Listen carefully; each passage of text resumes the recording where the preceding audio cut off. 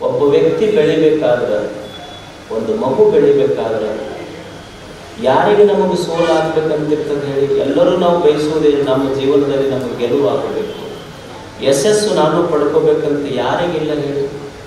ಎಲ್ಲರಿಗೂ ಇರ್ತದೆ, ನನಗೂ ಯಶಸ್ಸಾಗಬೇಕು, ನಾನು ಜೀವನದಲ್ಲಿ ಸಫಲ ಆಗಬೇಕು ಅಂತ.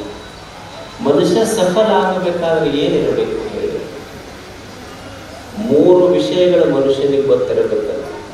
ಒಬ್ಬ ವ್ಯಕ್ತಿ ಸಕ್ಸಸ್ಫುಲ್ ಆಗಬೇಕಾದ್ರೆ, ಸಫಲ ಆಗಬೇಕಾದ್ರೆ 3 ವಿಷಯಗಳನ್ನು ಮನುಷ್ಯ ತಿಳ್ಕೊಂಡಿರ್ಬೇಕಲ್ಲ. ಒಂದನೇದ್ದು ನನ್ನ ಪರಿಸರ ಚಲೋ ಇರಬೇಕಂತ ಮೊದಲ. ಒಂದನೇದ್ದು ನನ್ನ ಪರಿಸರ ಚಲೋ ಇರಬೇಕು. ಎರಡನೇದ್ದು ಪ್ರೇರಣೆ. ಮೂರನೇದ್ದು ಪ್ರಯತ್ನ. ಇವು 3 ಪ್ರತಿಯೊಬ್ಬ ವ್ಯಕ್ತಿ ಯಾವನು ಜೀವನದಲ್ಲಿ ಉನ್ನತವಾದದ್ದನ್ನು ಸಾಧಿಸಬೇಕಂತಾನ ಅವನು 3 ಇವನು ಪಾಲಿಸಬೇಕಂತ.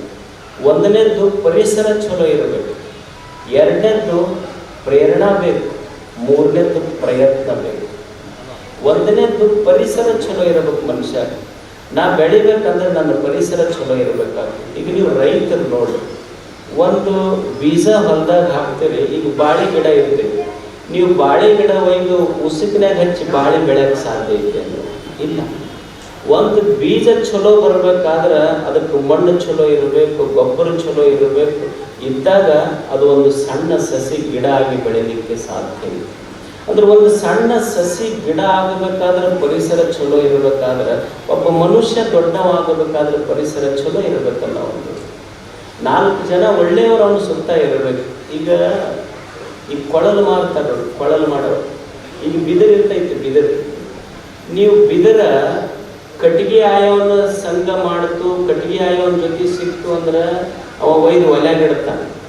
ಅದೇ ಒಬ್ಬ ಬಿದಿರ ಕೊಳಲು ಮಾಡೋನ ಕೈಯಾಗ ಸಿಕ್ತು ಅಂದ್ರೆ ದೇವ್ರ ಕೈಯಾಗ ಹೋಗ್ತೈತಿ. ಅದು ಕೊಳಲಿನ ತಾಕತ್ ಅಷ್ಟೇ. ಅಂದ್ರೆ ಯಾರ ಕೈಯಾಗ ಸಿಗ್ತೈತಿ ಅವ್ರ ಮೇಲೆ ಡಿಪೆಂಡ್ ಇರ್ತೈತಿ. ಕಟ್ಟಿಗೆ ಆಯೋನ ಕೈಯಾಗ ಸಿಕ್ತು ಹೋಗಿ ಒಲೆಯಾಗ ಕರಕಲಾಗ್ತೈತಿ. ಅದೇ ಬಿದಿರ ಕೊಳಲು ಮಾಡೋನ ಕೈಯಾಗ ಸಿಕ್ತು ಅಂದ್ರೆ ದೇವರ ಆಗ್ತೈತಿ. ಅಂದ್ರೆ ಪರಿಸರ ಬಹಳ ಮುಖ್ಯ. ಈಗ ಒಬ್ಬ ವಿದ್ಯಾರ್ಥಿ ಶಾಲೆಯೊಳಗೆ ಹೋಗ್ತಾನೆ. ಈಗ ಶಿಕ್ಷಕ ಒಬ್ಬನೇ ಇರ್ತಾನೆ, ವಿಷಯ ಒಂದೇ ಇರ್ತೈತಿ, ಸಾಲಿ ಒಂದೇ ಐತಿ. ಒಬ್ಬ ಫಸ್ಟ್ ರ್ಯಾಂಕ್ ಬಂದ, ಒಬ್ಬ ಫೇಲ್ ಆದ. ಯಾಕ? ಪರಿಸರ ಚಲೋ ಐತಿ, ಅದ್ರ ಒಳಗೆ ಪ್ರೇರಣೆ ಬೇಕಾಗ್ತೈತೆ ಮನುಷ್ಯ. ಬರೀ ಪರಿಸರ ಚಲೋ ಇದ್ದರೆ ನಡೆಯುವುದಿಲ್ಲ. ನನ್ನ ಅಂತರಂಗದೊಳಗೆ ಪ್ರೇರಣೆ ಬೇಕಾಗ್ತದೆ. ಈಗ ನಮ್ಮೆಲ್ಲ ಮಕ್ಕಳಿಗೆ ಅವರು ಬೆಳೆದು ದೊಡ್ಡವರಾಗಬೇಕಾದ್ರೆ ನಮಗೊಂದು ಪ್ರೇರಣೆ ಬೇಕಲ್ಲ. ಯಾರು ಪ್ರೇರಣೆ ಬೇಕು ನಮಗ? ನಾನು ಬೆಳೆದು ಈ ಸಮಾಜದಲ್ಲಿ ಒಬ್ಬ ದೊಡ್ಡ ವ್ಯಕ್ತಿ ಆಗಬೇಕಾದ್ರೆ ಯಾರಿಂದ ಪ್ರೇರಣೆ ಪಡ್ಕೊಳ್ಬಹುದು? ನೀವು ನೋಡಿ, ನಾವು ಬರೀ ಪ್ರೇರಣೆ ಅಂದ್ರೆ ಬಹಳ ದೊಡ್ಡವರು, ಈ ದೇಶದೊಳಗೆ ದೊಡ್ಡವರು, ವಿದೇಶದೊಳಗೆ ದೊಡ್ಡವರು ಅಂಥವ್ರಲ್ಲ. ನನಗೆ ಯಾರಿಂದ ಪ್ರೇರಣೆ ಸಿಗ್ತೈತಿ ಅಂದ್ರೆ, ನನ್ನ ಜೀವನದೊಳಗೆ ನನಗೆ ಯಾರು ಹೀರೋ ಆಗಬೇಕಂದ್ರೆ ಈ ಸಿನಿಮಾ ನಟರು, ಆ ಸಿನಿಮಾ ನಟರು ಅವರೆಲ್ಲ ರೀಲ್ ಹೀರೋಗಳು. ನಮ್ಮ ಜೀವನಕ್ಕೆ ರಿಯಲ್ ಹೀರೋಗಳು ಯಾರಂದ್ರೆ ನನಗೆ ಜನ್ಮ ಕೊಟ್ಟ ತಂದೆ ತಾಯಿಗಳೇ ನಿಜವಾದ ಹೀರೋ. ಅವರು ರಿಯಲ್ ಹೀರೋಗಳು. ಯಾವ ವ್ಯಕ್ತಿಗೆ ತನ್ನ ಜನ್ಮ ಕೊಟ್ಟ ತಂದೆ ತಾಯಿ ಹೀರೋ ಆಗೋದಿಲ್ಲ, ಅವ ಜೀರೋನ ಆಗ್ತಾನೆ ಅಷ್ಟ. ಯಾಕೆ ತಂದೆ ನಮಗೆ ಹೀರೋ ಆಗಬೇಕಂದ್ರೆ ನಮಗೆ ಯಾರೋ ಸಿನಿಮಾ ನಟರು, ಇನ್ನೊಬ್ರು ಮುನ್ನೊಬ್ರು ನಮ್ಮ ಸುತ್ತ ಇಲ್ಲ. ನಮ್ಮಪ್ಪ ನಮ್ಮವ್ವ ನಮಗೆ ಯಾಕೆ ಹೀರೋ ಆಗಬೇಕಂದ್ರೆ, ನೀವು ನೋಡಿ, ಸಾಮಾನ್ಯವಾಗಿ ತಾಯಿ ತನ್ನ ಮಗುವಿಗೆ ಹಾಲು ಕುಡಿಸ್ತಾಳೆ. ತಾಯಿ ಮಗುವಿಗೆ ಬರೀ ಎದೆ ಮಟ್ಟ ಹೊತ್ಕೊಂಡಿರ್ತಾಳೆ. ತಂದೆ ಮಗನ ಹೆಗಲ ಮೇಲೆ ಕುಂದಿರ್ಸ್ಕೊಂಡು ಹೋಗಿರ್ತಾನೆ. ಇದು ಲೋಕಾರೂಢಿ ನೋಡಿರೇ ಇಲ್ಲ ನೀವೆಲ್ಲ. ತಾಯಿ ಮಗನ ಹೆಗಲ ಮೇಲೆ ಕುಂದಿರ್ಸ್ಕೊಂಡಿದ್ದು ನೋಡಿಲ್ಲ ನಾವು. ತಾಯಿ ಮಗುವಿನ ಹೆಗಲ ಮೇಲೆ ಕುಂದಿರ್ಸ್ಕೊಂಡಿದ್ದು ನೋಡಿಲ್ಲ. ಆದ್ರೆ ತಂದೆ ಮಗುವನ್ನ ಎದಿಗೌಚ್ಕೊಂಡಿದ್ದು ನೋಡಿಲ್ಲ. ಆದ್ರೆ ತಾಯಿ ಯಾವಾಗಲೂ ತನ್ನ ಮಗನಿಗೆ ಎದಿಗೌಚ್ಕೊಂಡಿರ್ತಾಳ, ತಂದೆ ತನ್ನ ಮಗನ ಹೆಗಲ ಮೇಲೆ ಕುಂದಿರ್ಸ್ಕೊಂಡು ಹೋಗ್ತಿರ್ತಾನೆ. ಯಾಕೆ ಹೋಗ್ತಾನೆ ಅಂದ್ರೆ ತಾಯಿ ತನ್ನ ಮಗುವಿಗೆ ಹಾಲು ಕುಡಿಸುವಾಗ ಸೆರಗೊಚ್ಚಿರ್ತಾಳೆ. ಅಂದ್ರೆ ತಾಯಿಯ ದೃಷ್ಟಿ ಎಷ್ಟು ಪವಿತ್ರ ಅಂದ್ರೆ, ನನ್ನ ಮಗ ಹಾಲು ಕುಡಿಯಾಕತ್ತೈತೆ ಅಂದ್ರೆ ಮಂದಿ ದೃಷ್ಟಿ ಅಲ್ಲ, ನನ್ನ ಮಗನ ಮೇಲೆ ನನ್ನ ದೃಷ್ಟಿನೂ ಬೀಳಬಾರ್ದನ್ನೋ ಅತುಲ ಮಮತೆ ತಾಯಿ. ಒಬ್ಬ ತಂದೆ ತನ್ನ ಮಗನನ್ನ ಹೆಗಲ ಮೇಲೆ ಕುಂದಿರ್ಸ್ಕೊಂಡು ಯಾಕೆ ಹೋಗ್ತಾನಂದ್ರೆ, ತಂದೆಗೆ ಅಂತರಂಗದೊಳಗೆ ಇರ್ತೈತಿ, ಮಗ ತಂದೆ ಮಗನಿಗೆ ಹೇಳಲಿಕ್ಕಿಲ್ಲ, ಆದ್ರೆ ಅವನ ಅಂತರಂಗದೊಳಗೆ ಏನಿರ್ತೈತಿ ಅಂದ್ರೆ, ಅಪ್ಪ ನಾ ಬಹಳ ಬಡವ, ನಾನು ಜಗತ್ತು ನೋಡಿಲ್ಲ, ನಾನು ಚಲೋ ಬಟ್ಟೆ ಉಟ್ಟಿಲ್ಲ, ನಾನು ಚಲೋ ದುಡ್ಡಿಲ್ಲ, ನಾನು ಜಗತ್ತು ನೋಡಿಲ್ಲ, ಮಗನಿ ನನ್ನ ಹೆಗಲ ಮೇಲೆ ಯಾಕೆ ಕೂಡ್ಬೇಕಂದ್ರ ನಾನು ನೋಡುವ ನನ್ನ ದೃಷ್ಟಿ ಇಷ್ಟ ಐತಿ, ನೀನು ನನ್ನ ಹೆಗಲ ಮೇಲೆ ಕುಂತ ನನ್ನ ದೃಷ್ಟಿ ನನ್ನ ಕಣ್ಣು ಏನು ನೋಡಕ್ ಸಾಧ್ಯ ಆಗಿಲ್ಲ, ಅದನ್ನ ನೀ ನೋಡುವಂತ ಹೆಗಲ ಮೇಲೆ ಕುಂದಿರ್ಸ್ಕೊಳ್ಳೋ ನೋಡಿ. ನಮ್ಮ ತಂದೆ ನಮ್ಮ ತಾಯಿಗಳು ತಾವು ಹರಕು ಬಟ್ಟೆ ಉಟ್ಟುಕೊಂಡು ನಮಗೆ ಚಲೋ ಶರ್ಟು ಜೀನ್ಸ್ ಪ್ಯಾಂಟ್ ಕೊಟ್ಟಾರ. ತಾವೆಂದು ಮೊಬೈಲ್ ಹಿಡ್ಕೊಂಡಿಲ್ಲ, ನಮಗೆ 10,000 ರೂಪಾಯಿ ಮೊಬೈಲ್ ಕೊಡಿಸ್ಯಾರ. ನಮ್ಮ ಹಡೆದ ತಾಯಿ ತಾನು ತಂಗಳು ದುಂಡು ಹಳಸಿದ ತಾನುಂಡು ನಮಗೆ ಬೆಳಗ್ಗೆ ವಿಷಯದ ಮಾಡಿ ಬುದ್ಧಿ ಕಟ್ಟದವರು ನಮಗೆ ಹೀರೋಗಳಾಗದೇ ಇದ್ದರೆ ನಮ್ಮ ಜೀವನಕ್ಕೆ ಹೀರೋರ ಯಾರಾಗೋದು ಹೇಳಿ?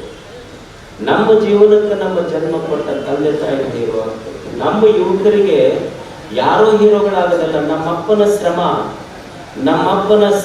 ನಮ್ಮಪ್ಪನ ಬೆವರಿನ ಹನಿ ನನಗ ಪ್ರೇರಣೆಯಾಗಬೇಕಷ್ಟೆ. ಅದಕ್ಕೆ ನಿಜವಾದ ಪರಿಸರ ಚಲೋ ಇರಬೇಕು, ಪ್ರೇರಣಾ ನಮ್ಮ ತಂದೆ ತಾಯಿಗಳೇ ನನಗೆ ಪ್ರೇರಣೆ ಆಗಬೇಕಷ್ಟೆ.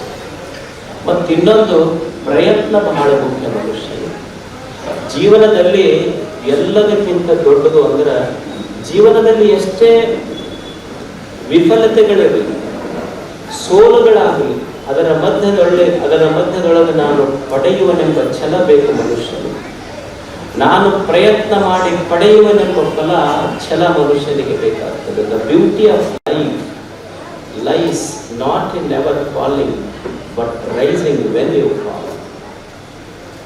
ಇದು ದೊಡ್ಡ ಜ್ಞಾನಿ ಹೇಳಿದ ಮಾತು. ಮನುಷ್ಯನ ನಿಜವಾದ ಜೀವನದ ಸೌಂದರ್ಯ ಎಲ್ಲಿ ಐತಿ ಅಂದ್ರೆ, ನಾನು ಕೆಳಗ ಬಿದ್ದೀನ್ರಿ ಅಂತ ಹೇಳ್ತಿರ್ತಾರಲ್ಲ, ಕೆಳಗೆ ಬೀಳುವುದರಲ್ಲಿ ತಪ್ಪಿಲ್ಲ. ನಿಜವಾದ ಜೀವನದ ಸೌಂದರ್ಯ ಎಲ್ಲಿ ಐತೆ ಅಂದ್ರೆ, ಕೆಳಗೆ ಬಿದ್ದಿದ್ರೊಳಗಿಲ್ಲ, ಬಿದ್ದಾಗ ನೀ ಎದ್ದು ಓಡ್ತೀಯಲ್ಲ, ಅದು ನಿಜವಾದ ಜೀವನದ ಸೌಂದರ್ಯ. ಮನುಷ್ಯ ಜೀವನದಲ್ಲಿ ಎಷ್ಟೇ ಸೋಲುಗಳಿರಲಿ, ಅಪಮಾನಗಳಿರಲಿ, ತೊಂದರೆಗಳಿರಲಿ, ಬಡತನಗಳಿರಲಿ, ಬಡತನದ ಮಧ್ಯದೊಳಗೆ ಬೆಳಿಬೇಕಾಗ್ತದೆ. ಹೂವು ಅರಳತೈತಲ್ಲ, ಏನು ಫ್ರಿಜ್ನಾಗ ಅರಳತೈತೆ ಅನ್ನೋದೇನಾದ್ರು? ಹೂವ ಮುಳ್ಳುಗಳ ಮಧ್ಯದೊಳಗೆ ಅರಳಿ ದೇವರ ತಲೆ ಏರ್ತೈತದು ಅಷ್ಟೇ. ಹಾಗೆ ಮನುಷ್ಯ ಕಷ್ಟ, ನೋವು, ಅಪಮಾನಗಳ ಮಧ್ಯದಲ್ಲಿ ಬೆಳೆದು ನಿಲ್ಲುವಂತಹದ್ದೇ ಪ್ರಯತ್ನ ಇದು.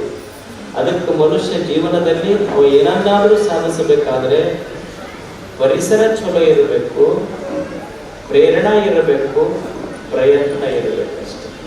ಅದಕ್ಕೆ ಇವತ್ತು ತಂದೆ ತಾಯಿಗಳು ಸಹಿತ ಇಲ್ಲಿ ಸಾಕಷ್ಟು ವಿದ್ಯಾರ್ಥಿ ಮಕ್ಕಳಿಗೆ ಇವತ್ತು ಸನ್ಮಾನ ಸಮಾರಂಭ ಇದೆ. ಮಕ್ಕಳಿಗೆ ಏನಾದರೂ ಕೊಡುವುದಿದ್ರೆ, ಮಕ್ಕಳಿಗೆ ಕೊಡುವುದು ಎರಡು ತಂದೆ ತಾಯಿ ಏನು ಕೊಡಲಿಕ್ಕೆ ಸಾಧ್ಯ ಇದೆ? ಒಂದು ಒಳ್ಳೆಯ ಶಿಕ್ಷಣ ಕೊಡೋದು, ಇನ್ನೊಂದು ಒಳ್ಳೆಯ ಸಂಸ್ಕಾರ ಕೊಡೋದು. ನೀವು ಸಂಪತ್ತು ಕೊಟ್ರಿ ಅಂದ್ರೆ ಒಂದು ದಿವಸ ಹೋಗ್ತೈತದು ಅಷ್ಟೇ.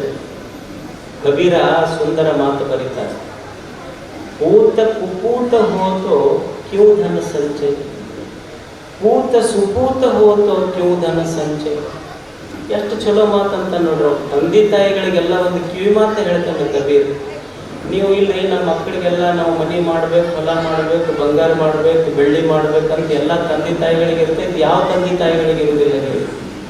ಎಲ್ಲರ ಮನಸ್ಸಿನಾಗ ನಮ್ಮ ಮಕ್ಕಳಿಗೆ ಆಸ್ತಿ ಮಾಡ್ಬೇಕಂತ ಇರ್ತೈತಿ. ಕಬೀರ ಅಂತಾನ ಪೂತ ಸುಪೂತ ಹೋತೋ ಕ್ಯೂ ಧನ ಸಂಚಯ. ನೋಡಪ್ಪ, ನಿಮ್ಮ ಮಕ್ಕಳಿಗೆ ಆಸ್ತಿ ಮಾಡಬೇಕು, ಬಂಗಾರ ಬೆಳ್ಳಿ ಮಾಡ್ಬೇಕಂತೀಯಲ್ಲ, ನಿನ್ನ ಹಣೆ ಬರಕ್ ಮಗ ಚಲೋ ಮಗ ಹುಟ್ಟದ ಅಂದ್ರೆ ನಿನ್ನ ಆಸ್ತಿನೇ ಬೇಕಾಗಿಲ್ಲ. ಯಾಕಂದ್ರೆ ತನ್ನ ಕಾಲ ಮೇಲೆ ತಾನು ದುಡಿದು ನಿಲ್ತಾನೆ.